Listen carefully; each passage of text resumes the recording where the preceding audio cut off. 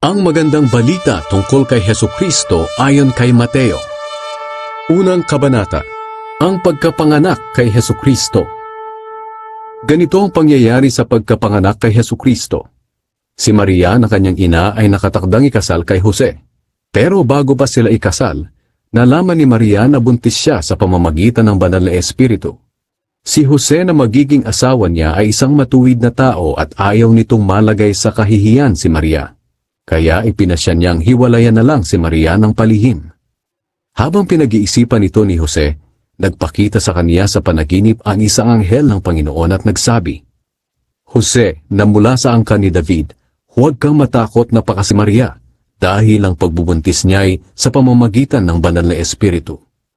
Manganganak siya ng isang lalaki at pangangalanan mo siyang Jesus, dahil ililigtas niya ang kanyang bayan sa kanilang mga kasalanan."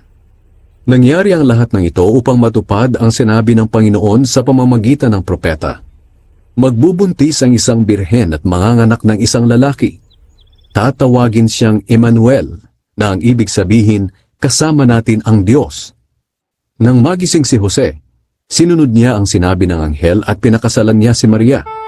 Pero hindi siya sumiping kay Maria